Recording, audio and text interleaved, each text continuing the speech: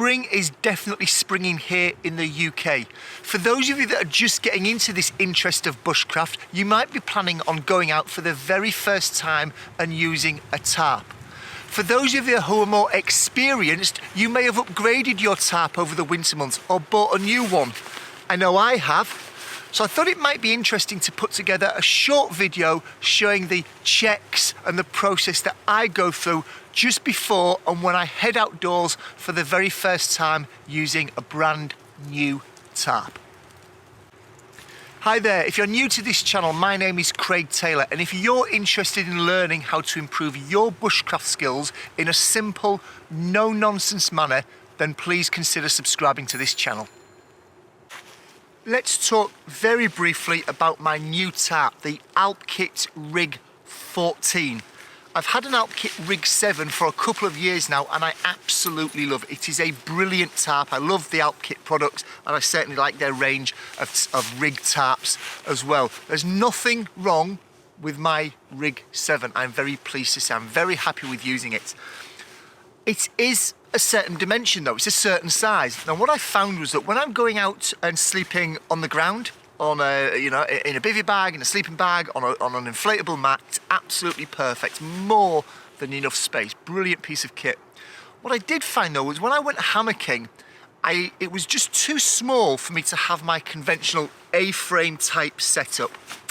Just too small. The ends of the hammock protruded from the edge and when it rained it got damp and clearly that was a risk.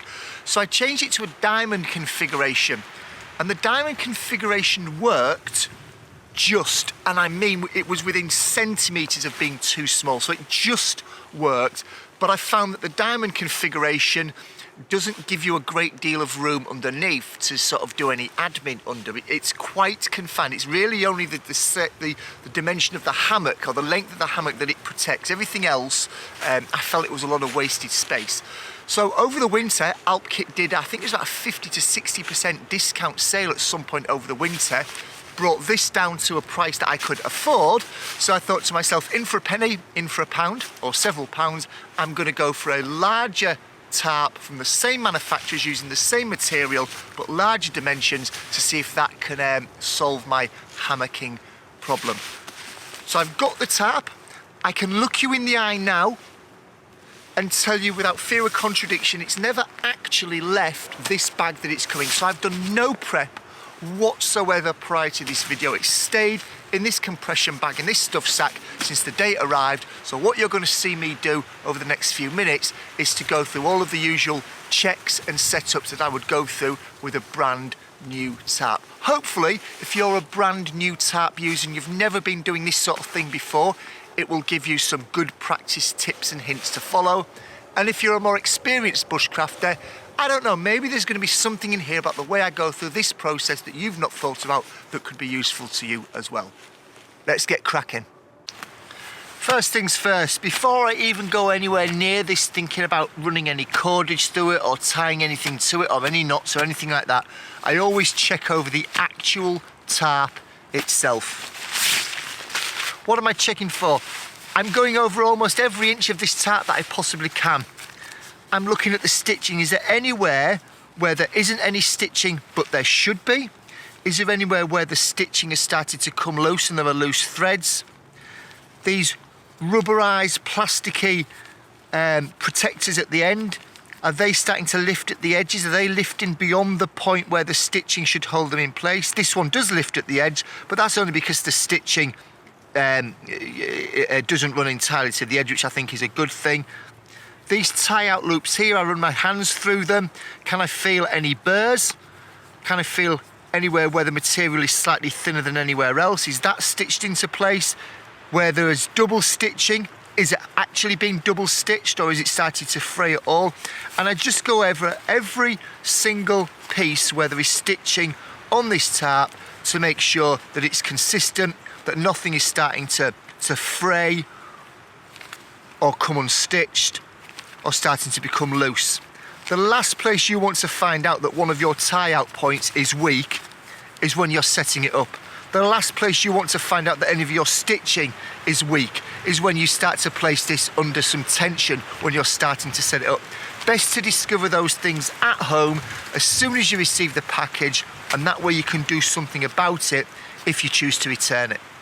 Once I'm happy that the stitching is a-okay, I actually like to look at the integrity and the quality of the material of the tarp itself. You know, we don't want to find that there are any little nicks or cuts or pinpricks or anything like that that are they're gonna catch you out once you actually put this up for real. So what I like to do is to kind of string this up, suspend this, usually outside, usually in good light weather, and then you should be able to see quite easily anywhere where the light is starting to come through, which would indicate a weakness in the material. Now, if you can't get it suspended in the trees high enough, if you can't get it, you know, suspended well enough for you to be able to see, there's absolutely no problem whatsoever in bringing in some child labour. As you can see here, I've recruited these 2 forest urchins to stand up on some high ground and on a stump and hold it up. Now, admittedly, it is a windy, blustery day today, so they're not really doing it, you know, it's not really doing the best job that it can, but you should be able to see quite easily. If it was a much calmer day,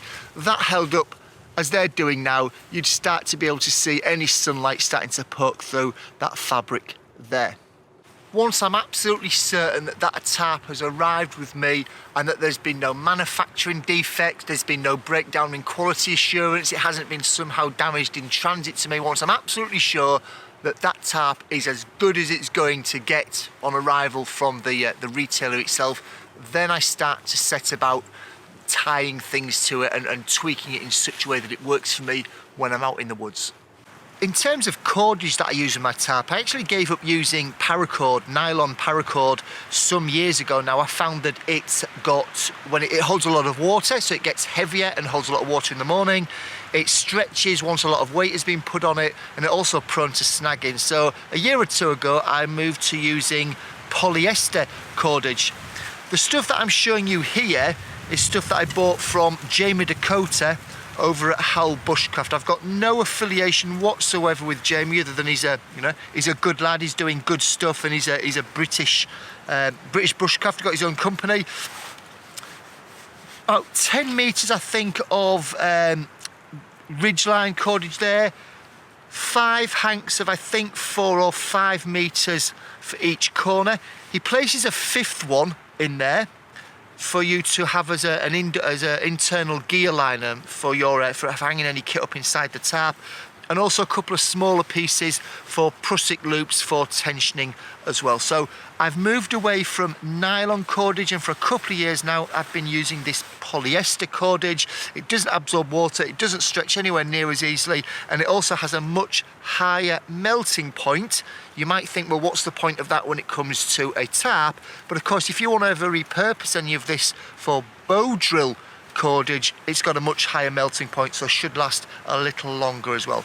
There's just an insight into the cordage that I use, where I get it from, and why I use it. If you're interested in this cordage and wanting to take a closer look, check the description below on YouTube, and I'll post a link to Jamie's site where he sells his stuff. Again, no affiliation. I bought all of this myself. I don't get any backhanders or anything off Jamie, but he's a good lad, and what he's doing here is a good idea.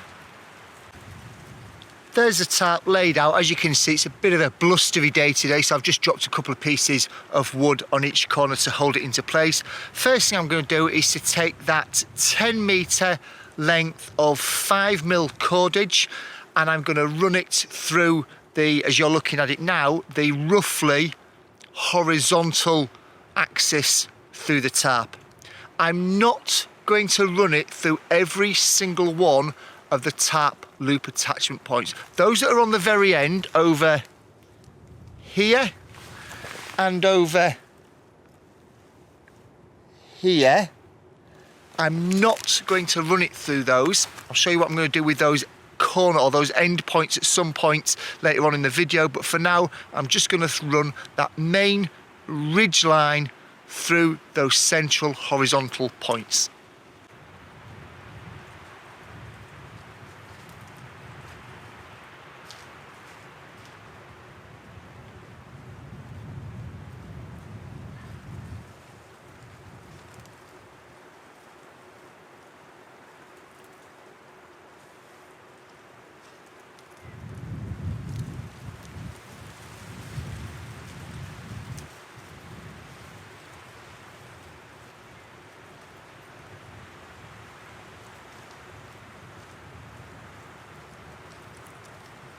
Once I've run that cordage through, I'm going to coil up or hang up either end of that cordage just to stop it getting in the way, getting it wrapped around and getting a lot of loose leaf litter and debris on it.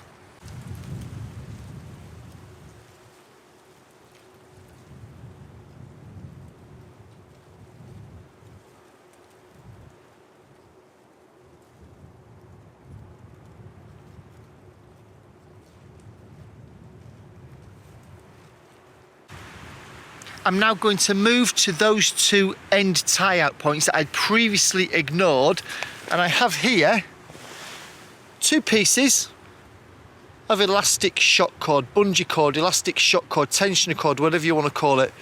I'm going to loop one end at one end and one piece at the other.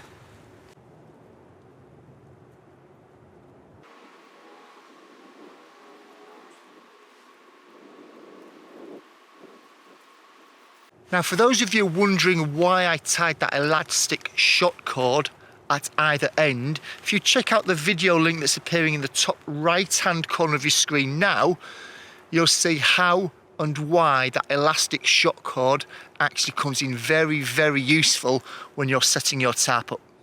The final thing that I'm going to do to the tarp whilst it's still on the ground is to take 4 of those 5 pieces of cordage that you saw earlier on and tie one using a bowline to each of the 4 corners of the tarp.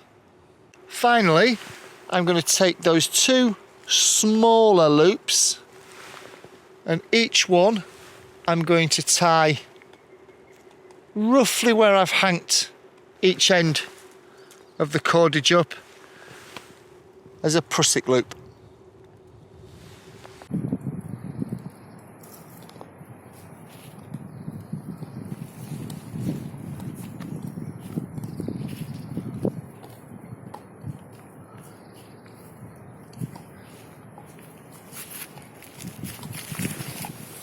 There we have it, folks. It is as relatively straightforward as that. Let's just think about this very quickly from the top. Firstly, check your tarp over through a microscope, through a magnifying lens, before you even think about taking it outdoors. Any problems, get it sent back. Make sure you've got yourself some decent cordage. Whatever you choose to use, it's up to you, but make sure you've got yourself some decent cordage. Thread, as I do, some cordage through the ridgeline loops initially, and then at each of the 4 corners use whatever knot you feel comfortable with to secure those guy lines out. So ridgeline first, then the guy lines at the 4 corners. For this setup that I've used here, I've only actually used 2 knots.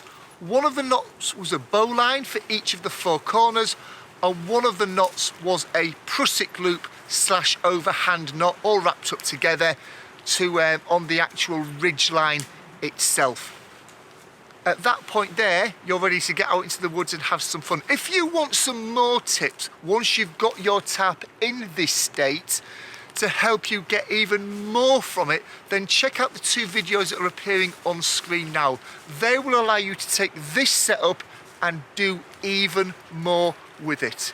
Thanks ever so much for watching. If you're not yet a subscriber, life's passing you by, click that subscribe button. Willow just has done, and I'll see you in the next video very shortly. Cheers.